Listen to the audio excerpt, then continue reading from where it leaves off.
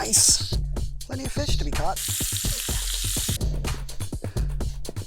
Sorry. Thought I smelled a bear.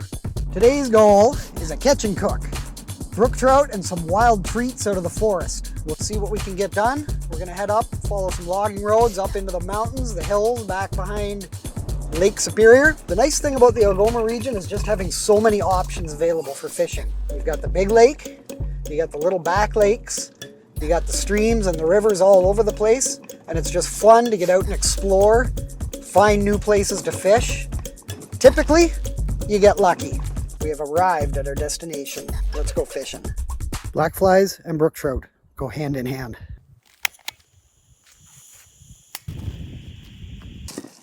Let the adventure begin. This is a spot I stumbled on a few years back now, and it is just beautiful. Just wait until we get down to the river. You're gonna love it. Trout lilies everywhere. One of the first spring flowers to pop up. We better grab a few of these to put in the goodie bag, just for good measure. Just a few of them. Trout lily are called trout lily because of the markings on the leaves that kind of resemble the back of a brook trout. Pretty neat. Trout lily aren't something you want to eat a heck of a lot of. They are known to be an emetic, which means that they could give you stomach upset. But eaten in very small quantities, it's not a problem. And like most places out here in the hills of Algoma, we have a bit of a steep hill to get down. It doesn't look like it right now, but it is steep. Oh, I can't wait to get down here. Wait until you see this. From here, it looks like this. But if you get up high, it looks like this.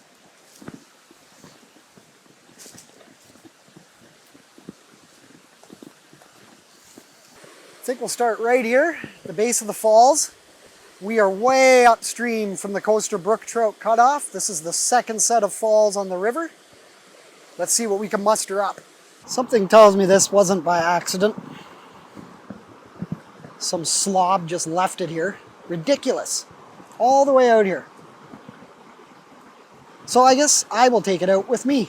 I just don't understand what is so hard about packing out your trash. Don't be a slob. These are all little caddis larvae down here on these rocks. Little case that they make. They glue themselves into it before they turn into the moss that pops out. Pretty neat.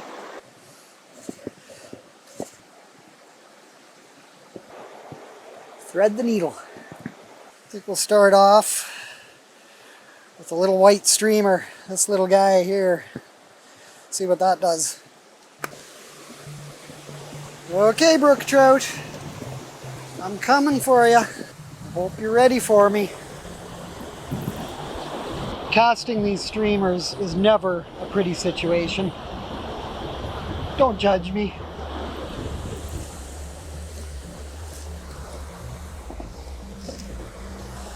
Let it sink a little bit. I can see a big boulder out there and I kind of want to come around the side of that boulder.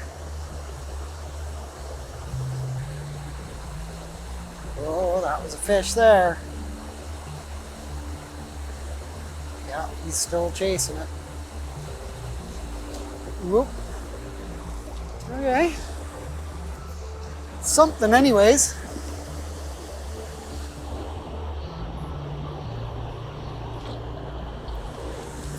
Missed him. Come on. Just gonna switch up to this little caddis pattern dry fly. Seen a couple fish rise now. And I may even upsize from this to a stimulator if I don't get anything on this little one.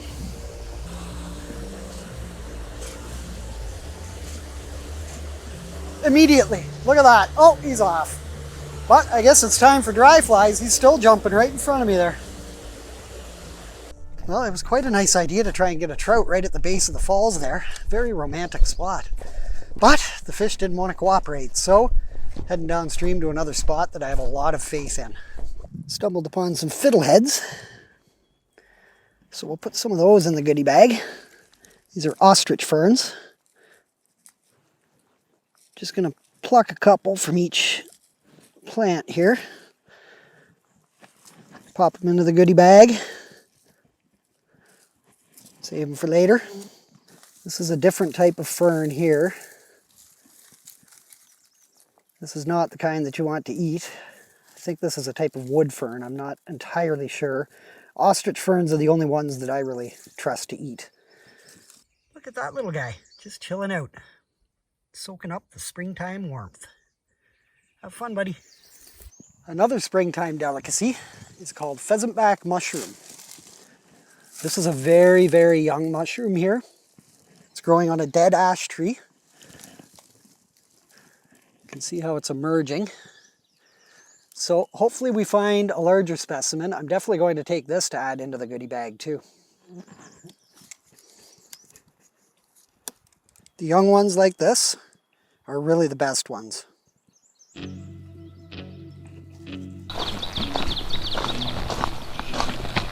Switched up to this much larger attractor pattern. It's just a big stimulator, lots going on with it, some sparkly stuff, some legs. I'm going to cast downstream and just kind of skate it around out there.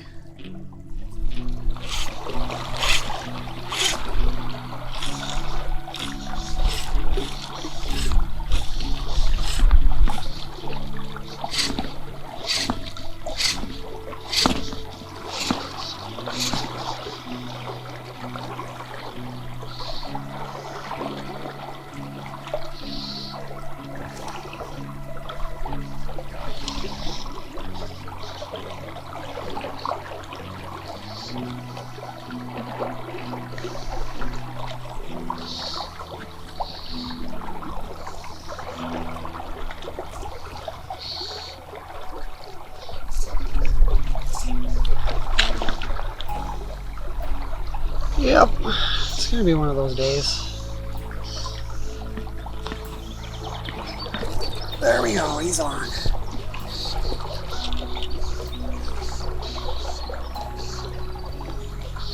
Nice tape too. Looks like a decent fish.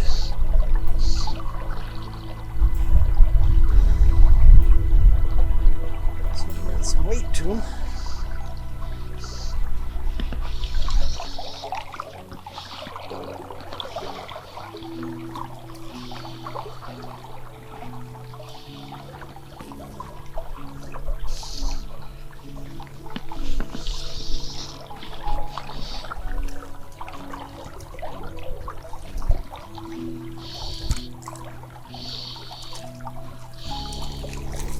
In the net. Not a bad little fish at all for a resident fish up in here. Not a bad little brook trout. About the average size for up in here. Resident fish. It's time for lunch. We have the makings of a feast here right now. Nice wild feast. Brook trout, fiddleheads, pheasant back mushroom, trout lily. Let's get cooking. First thing I'm going to do is just give everything a quick little rinse. Get any of this papery stuff off the fiddleheads that we can.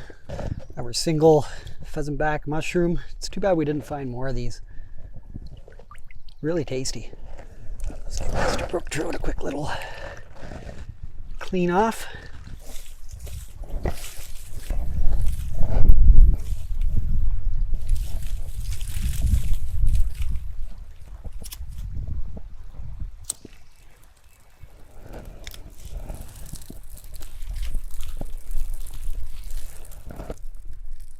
Start just by blanching those fiddleheads a little bit.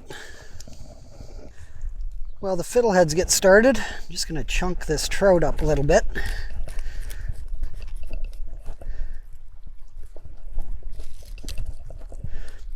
My frying pan's a little small,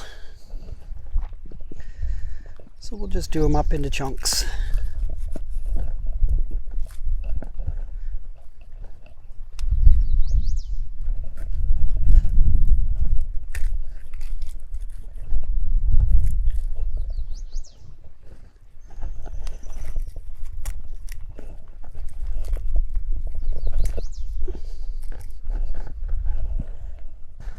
And we'll slice up the pheasant back mushroom.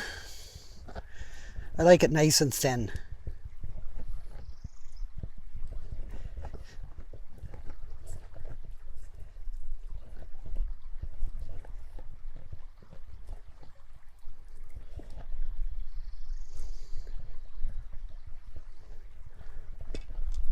Just like so.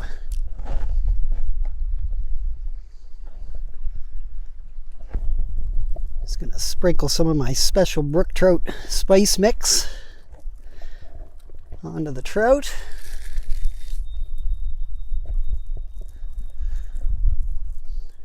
Just a mixture of paprika, cayenne pepper, garlic powder, maple sugar. Nothing really too complex. You want to get the insides too. Pack it in there.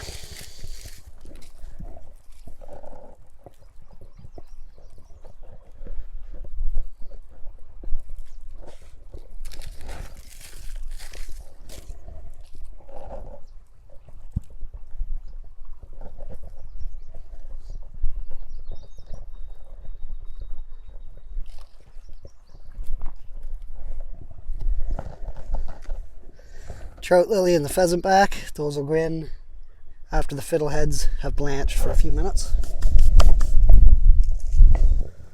That's about as far as I want to take the fiddle heads for the blanching. See, the water's a little bit discolored, so I'm just going to remove the water and we'll get to cooking the trout. Get some butter in there.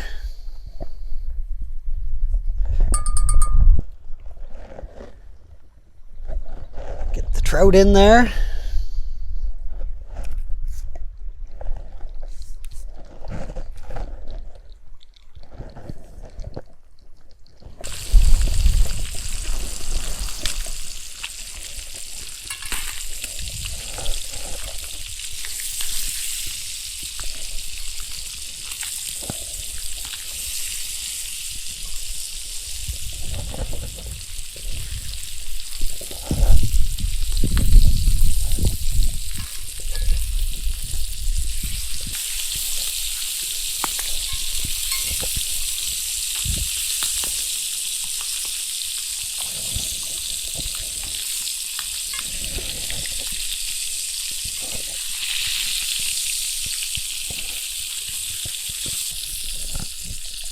A little bit more of this butter that is becoming a liquid. It's quite warm out here today. Pheasant back mushroom.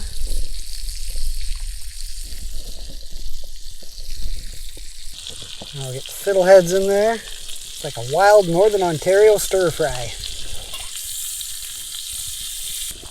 With the fiddleheads, you don't want to blanch them too long. Health Canada recommends something like 15-minute blanch time for them, which is just ridiculous. They just turn into mush when you go to eat them.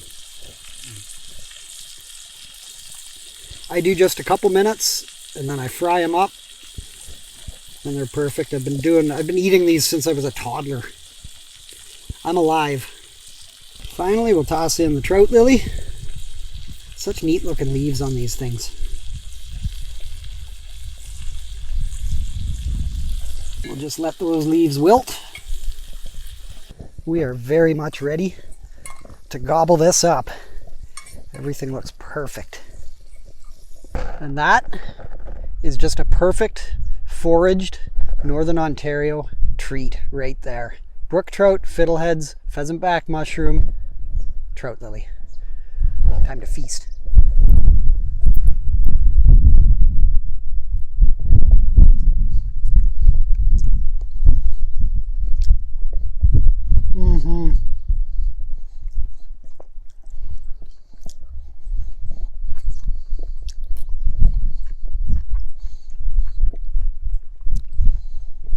Doesn't get better than that.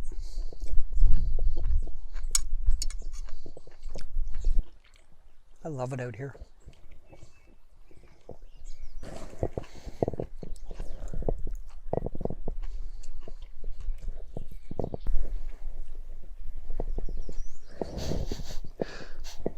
Sorry. Thought I smelled a bear. And I might. Nothing but bones left. Delicious. All finished. Can't even really tell I was here. Aside from this little black spot where I had a fire and put it out. It took me all of, I don't know, 2 minutes to clean everything up. I don't know what's so hard for people about that.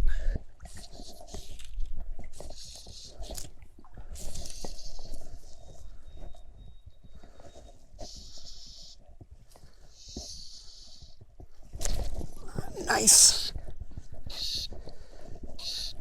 Plenty of fish to be caught, that's for sure. I really find that skating method to be very effective for brook trout, the bigger aggressive ones.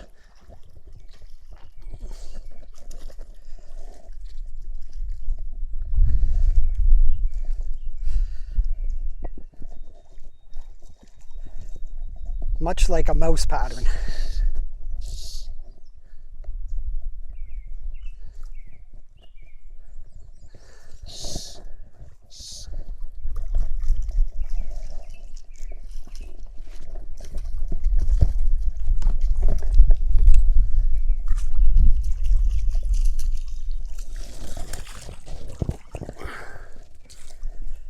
Whew.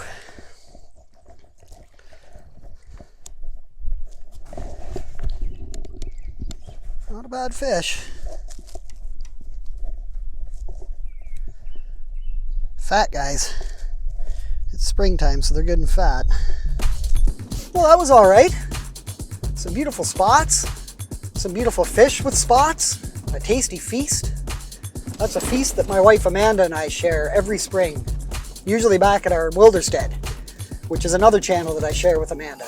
It's called Wilderstead. It's all about homesteading in the wilderness, growing your own food, transitioning to off-grid living. If that's something you're interested in, it might be worth checking out. I don't know where we're going to be fishing next time. There will be fish, and I'll see you there.